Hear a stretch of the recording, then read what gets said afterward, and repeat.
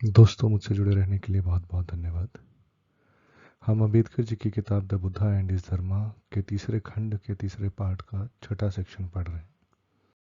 किताब का तीसरा खंड या तीसरी सब किताब है बुद्धा ने क्या पढ़ाया, और उसका तीसरा पार्ट धर्म क्या है। हम लोग इसका आखिरी सेक्शन पढ़ रहे हैं कि मॉरल ऑर्डर पे विश्वास रखना ही धर्म है। यहाँ पर बुद्धा ये बताते हैं कि दुनिया में हर चीज़ एक स्पेसिफिक ऑर्डर से चल रही है। जो आसमान में तारे हैं वो एक स्पेसिफिक ऑर्डर में चलते हैं। जो ऋतुएं हैं वो एक स्पेसिफिक इंटरवल के साथ चलती हैं। बीज जब पेड़ में बदलता है, पेड़ फल देता है और फलों से दोबारा बीज आता है। ये भी चीज़ें एक स्पेसिफिक ऑर्डर में चल रही हैं। इन सभी चीज़ों को जो एक ऑर्डरली चल रही हैं उनको बुद्धिज़्म नियम कहता है, और इन चीज़ों को जो ऊपर डिस्कस की गई उनको ऋतु नियम और बीज नियम। तो जिस प्रकार से बाकी सारी दुनिया स्पेसिफिक रूल्स के हिसाब से चल रही है जिनको इन्होंने नियम का नाम दिया, उसी तरह से ह्यूमन सोसाइटी भी कुछ नियमों के हिसाब से चल रही है। तो प्रश्न ये आता है कि क्या है ये नियम और किसने बनाए। जो लोग ईश्वर में आस्था रखते हैं उनके लिए इस चीज़ का जवाब देना बहुत आसान है। वो सिंपली ये कहेंगे कि जो नियम हैं वो आसमान से उतरे हैं, भगवान ने दिए हैं या किसी सुप्रीम गवर्नर ने दिए हैं, और जैसा उन्होंने दिया है उसी को फॉलो करना मॉरल लॉ है, और इंसान को वही चीज़ फॉलो करनी पड़ेगी।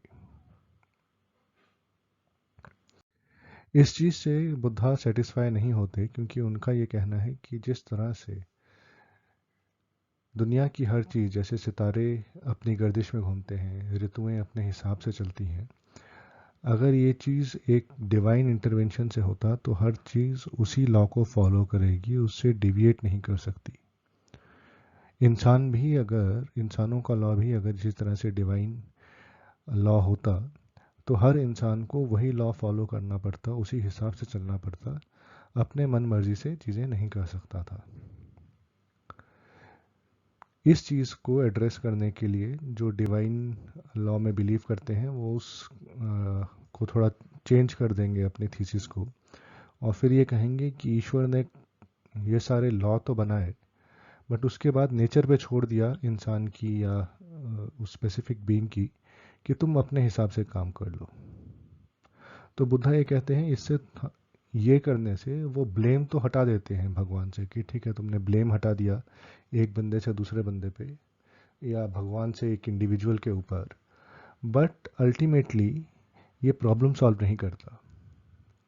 क्योंकि आप ऐसे देखें कि अगर एक इंसान को कल सुबह 6 बजे उठना है, उसका मन है कि सुबह 6 बजे उठूंगा, और अगर ईश्वर ने ऑलरेडी डिसाइड किया है कि वो 5 बजे उठेगा या 7 बजे उठेगा या 8 बजे उठेगा, उसको उसी टाइम पे उठना है जो ऊपर वाले को पहले से पता है वो उठेगा, तो वो इंसान अपने आप से कुछ नहीं कर सकता, और अगर अपने आप से करता भी है वो भी ईश्वर की मर्जी से ही कर रहा है।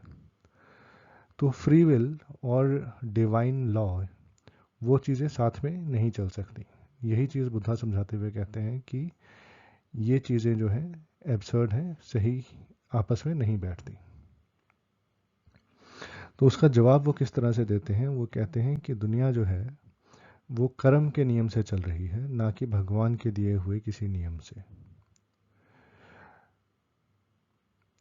जो मॉरल कोड है वो दुनिया का अच्छा बुरा जैसा भी हो, लेकिन जो इंसान का ये कर्म है वो किसी और के हिसाब से नहीं चलता, उसी के दुनिया उसी के कर्मों के फल से चलती है।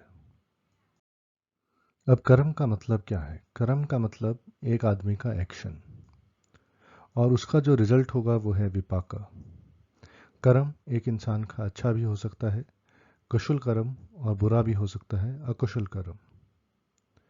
जब बुद्धा कर्म की बात करते हैं वो सिर्फ इन जनरल कर्म की बात नहीं करते, बल्कि वो लॉ ऑफ कर्मा की बात करते हैं, जो कि एक नियम है दुनिया का।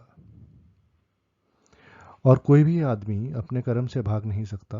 अगर उसका कुशल कर्म होगा, अच्छा कर्म होगा, तो उसके अच्छे परिणाम होंगे, और अगर कोई बुरा कर्म करेगा तो उसके बुरे परिणाम भी होंगे ही होंगे। कुशल कर्म वो है जो एक इंसानियत का भला करे, और अकुशल कर्म वो होगा जिससे पूरी इंसानियत को दुख मिलेगा। इसके आगे बुद्धा ये भी बोलते हैं कि कर्म जो है उसका फल और कर्म करने में देरी हो सकती है। मतलब ये नहीं कि जैसे ही आपने कर्म किया साथ के साथ आपको फल मिल जाएगा। कर्म करने का इवेंट और उसका फल मिलने के इवेंट में कुछ ड्यूरेशन का फ़र्क हो सकता है। इसको वो आगे 27th पॉइंट में ये समझाते हैं कि कितना डिफरेंस हो सकता है। या तो वो इसी जन्म में आपको मिल जाएगा, अगले जन्म में मिलेगा, या फिर वो डिफाइंड नहीं है कि आपको इस जन्म में मिलेगा या अगले जन्म में मिलेगा। वैसे ही कुछ कर्म अहोसी भी हो सकते हैं। अहोसी कर्म ऐसे हैं जो आपने किए तो सही बट उसका फल नहीं मिलेगा। हालांकि ये सब चीज़ें कही गई हैं, बट इसका ये मतलब नहीं कि कर्म का जो कर्म है ये काम नहीं करता। अब बुद्धा ये कहते हैं कि जो किसी ने कर्म किया, ज़रूरी नहीं कि उसका फल भी उसी आदमी को मिले। अच्छे कर्म का अच्छा फल ज़रूर होगा, लेकिन वो फल उस व्यक्ति विशेष को मिलने की जगह इंसानियत के लिए भी हो सकता है। इंसान आएंगे, इंडिविजुअल आएंगे और इंडिविजुअल जाएंगे, बट जो मॉरल ऑर्डर है यूनिवर्स का, जो लॉ ऑफ कर्मा है, ये हमेशा रहेगा। और बुद्धा ने अपने धर्म में मॉरलिटी को ईश्वर की जगह दी है।